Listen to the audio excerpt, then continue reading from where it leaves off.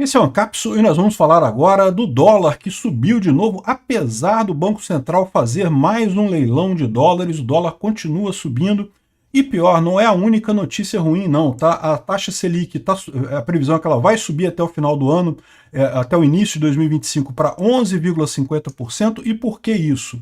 Porque ninguém acredita que o Lula vai conseguir cumprir a meta de déficit zero, né?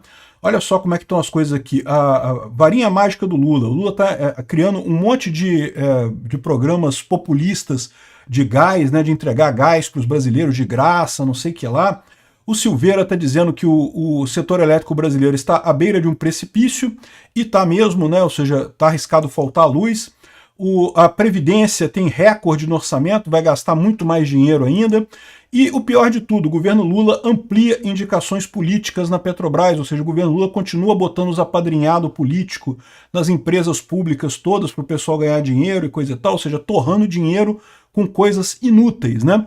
O resultado disso, embora a gente esteja num momento em que os gestores globais veem um bom momento para títulos de emergência, de países emergentes como o Brasil podia estar se aproveitando desse movimento e estar ganhando dinheiro aqui com essa história toda, o Brasil está se colocando no lixo com o pessoal. Por quê?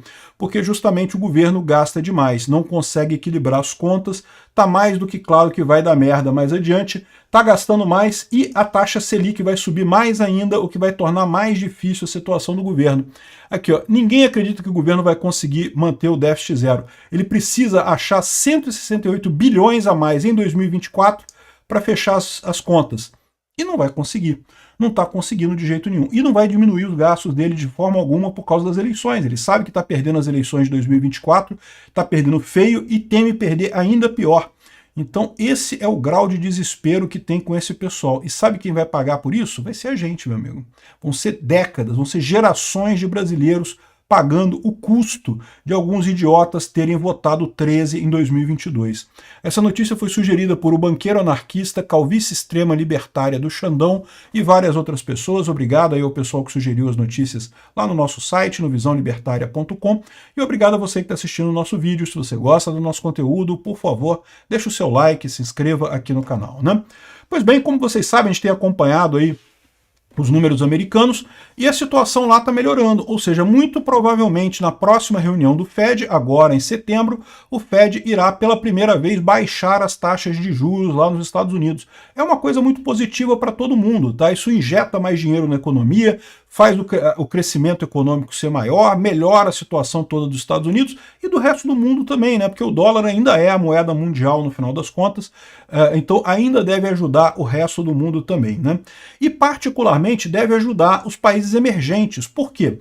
Porque agora que o Fed cortou a taxa de juros, né, esses investidores que hoje investem no Fed, lá nos títulos americanos, para ganhar dinheiro fácil, sem risco nenhum, eles começam a ver que, caramba, eu estou ganhando muito pouco dinheiro, podia investir em algum outro lugar que paga um pouquinho melhor, né?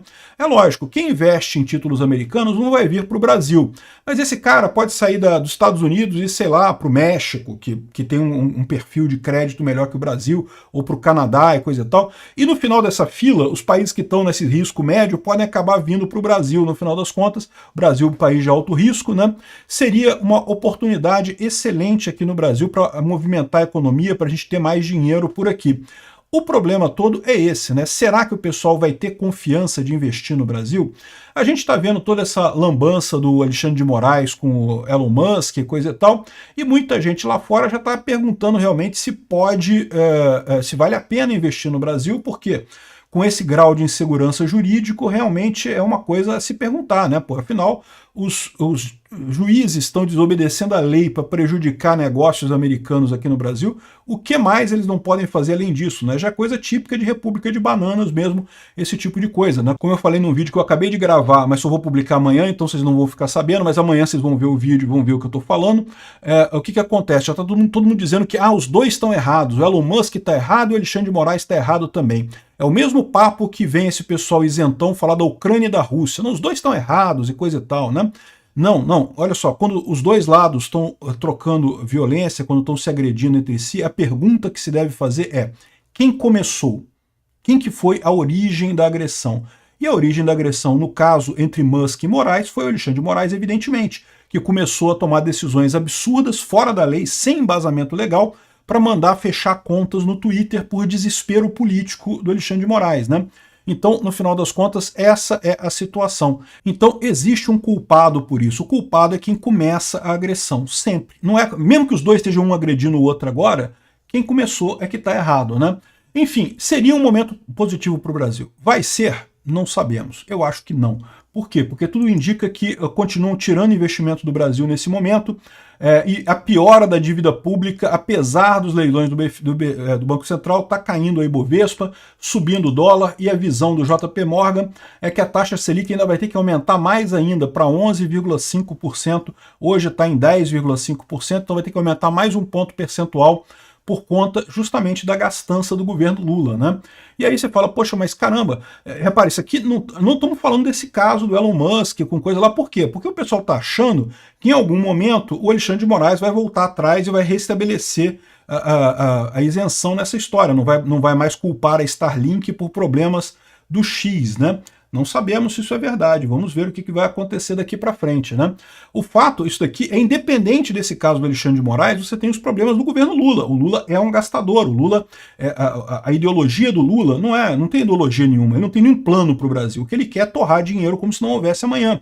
É isso que ele sonha, né? Um Estado enorme, ineficiente, mas que para as pessoas que estão dentro do Estado é uma maravilha, né? Todo mundo ganha dinheiro pra caramba, os amiguinhos dele, todo mundo empregado, o sindicalista dele colocado lá nas funções todas e coisa e tal. E é o que a gente está vendo aqui, o Lula torrando dinheiro com botijão de gás na cesta básica, vai fazer um grande programa de distribuição de gás, claramente eleitoreiro para a eleição de 2026, não creio que vai resolver alguma coisa, mas certamente vai gastar muito dinheiro com isso, estão prevendo já gastar esse gás para todos aqui, um valor enorme aqui em termos de despesa do governo, né?